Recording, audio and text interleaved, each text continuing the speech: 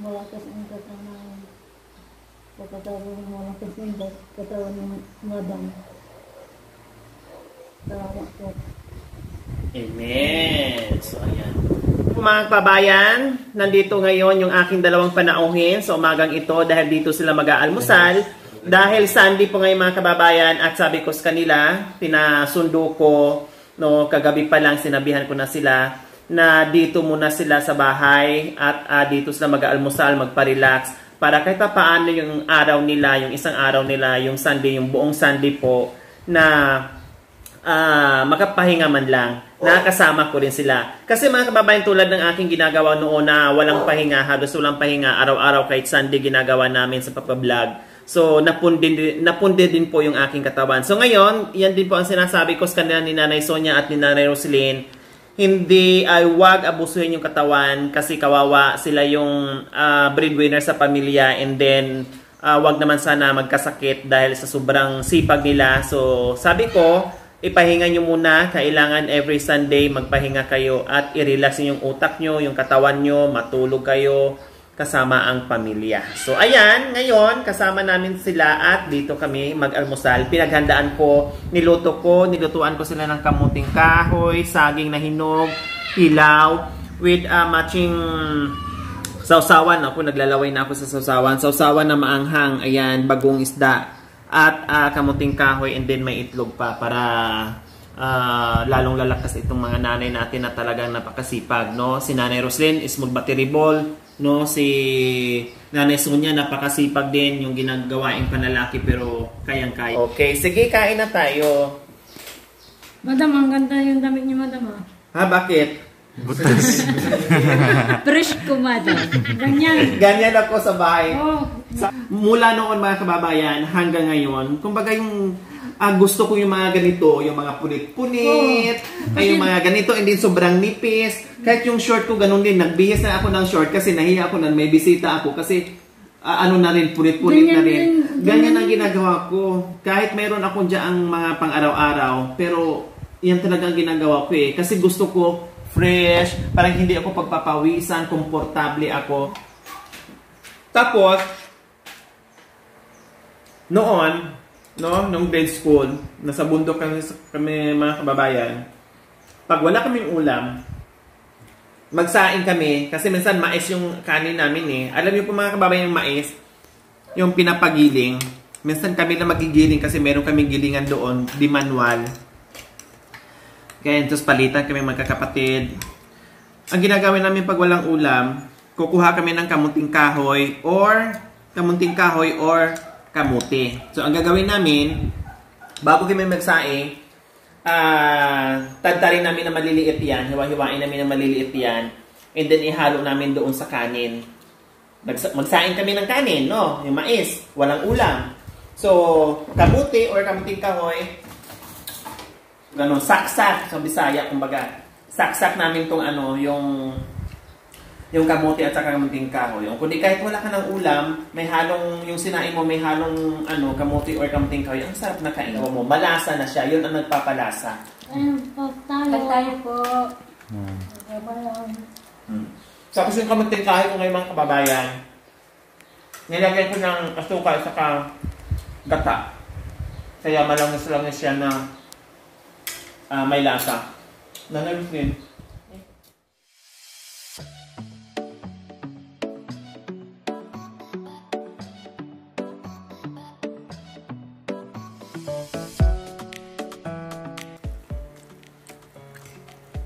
Diba? Yung simple kainan pero masarap. Tapos kasama mo pa itong dalawang nanay na masisipag natin na nanay. Oh, Nanay Sonia, may itlog tayo ha, huwag kalimutan. Kasi importante sa katawan yan. Oh, anong mas... Oh, nanay, bakit natawa kayo sa itlog? Itlog na naman. Sawa na. Ito ba, madam? Nalaman niya yung itlog. Anong itlog ni? Itlog niya. Dodok. Hindi pa niya nakita. Pati ako, naalaman ko rin yung itlog na asawa ko.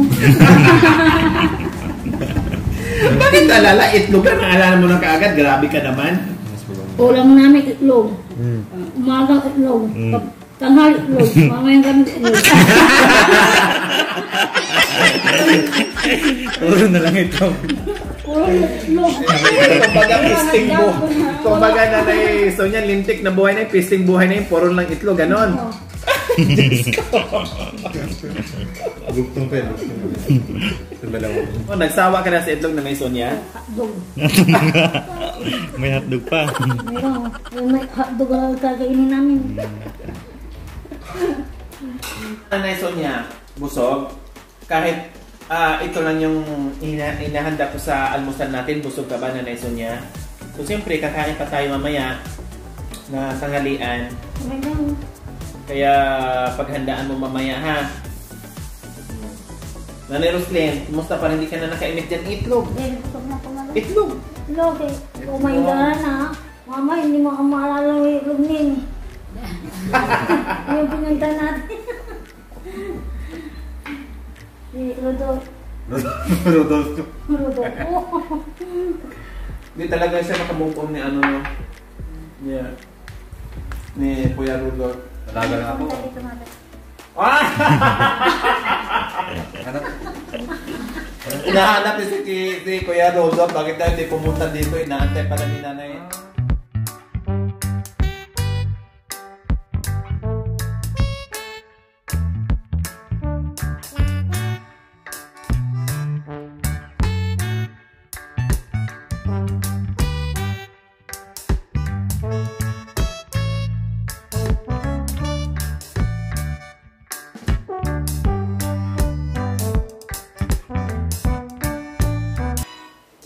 Aray, naku.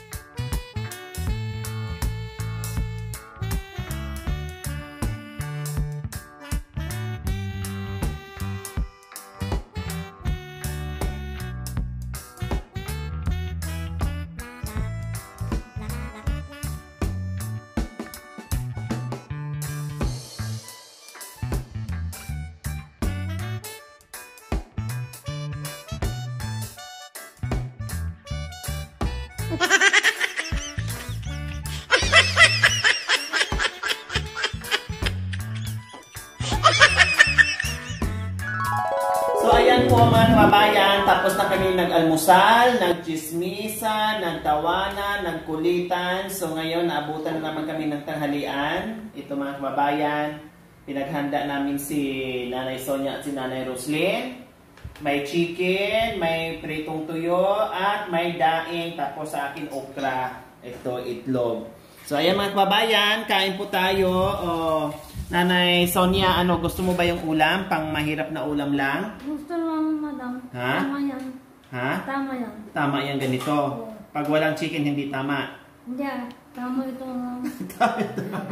Nanay Roslyn, gusto ba yung ulam? Ayos lang ganyang ulam natin? Okay lang. Ha? Okay lang. Sige. Bago tayo kakain, syempre magpasalamat muna tayo. Pray muna Nanay Roslyn.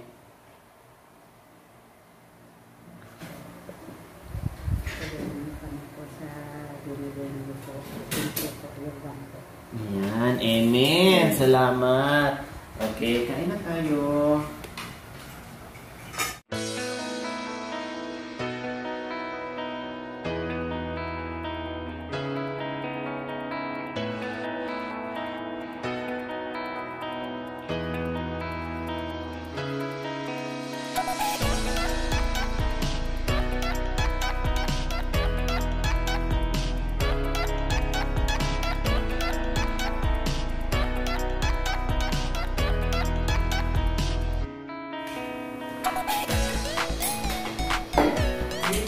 Ang sarap ng ano kita.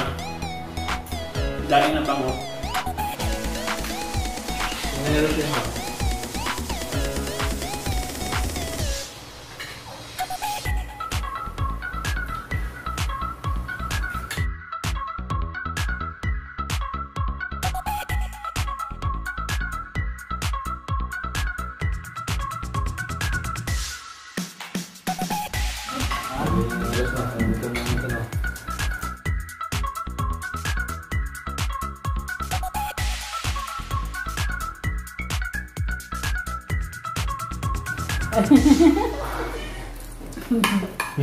Okay. Bakit? Ano nangyari? Ito. Bakit? Bakit? Nangyari? Ano nangyari? Akala ko nung sasabihin mo. Kaya ba na? Painumin ng tubig, painumin ng tubig.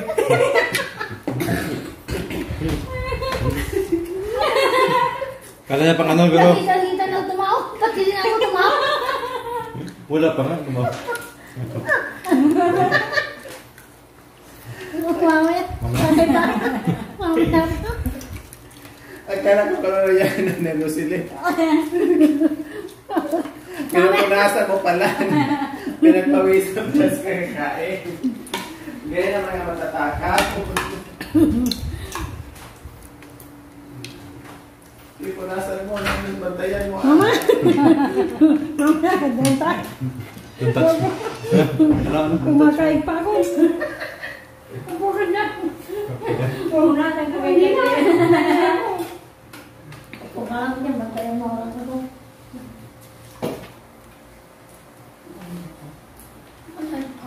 Hanapin mo ah.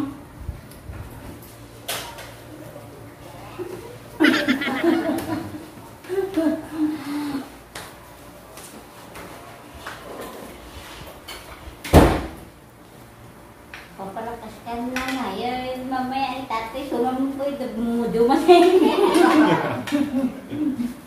Ayaw mo dyan.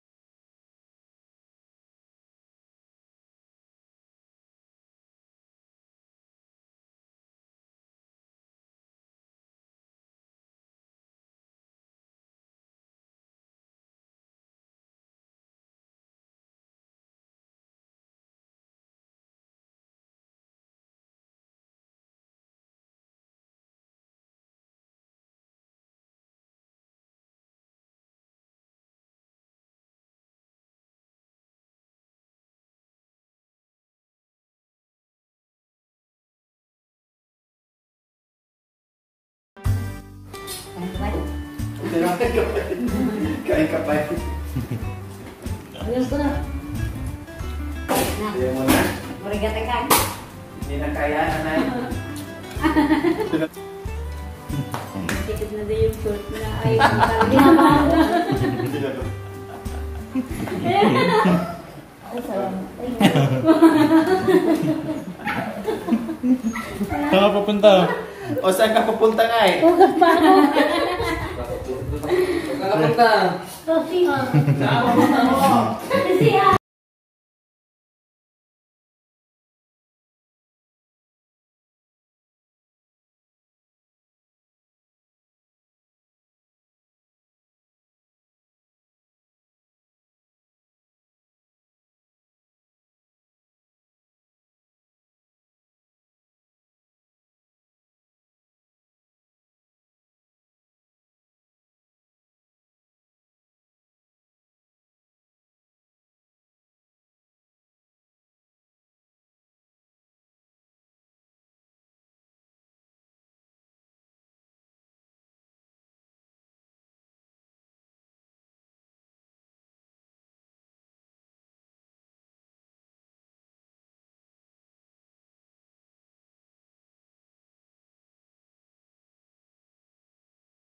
So nga, hindi ka na makagalaw-galaw dyan. Anong nangyari sa'yo nga eh? Bakit parang... nabusog ako. Nasobrang ko. Ha? Nasobrang ko. Nasobrahan mo? Parang kunti na yung kinain mo ah. Madami na yun. Ha? Madami na yun, madam. Sure ka? Busog ka na? Po. Merienda na lang tayo maya-maya, no?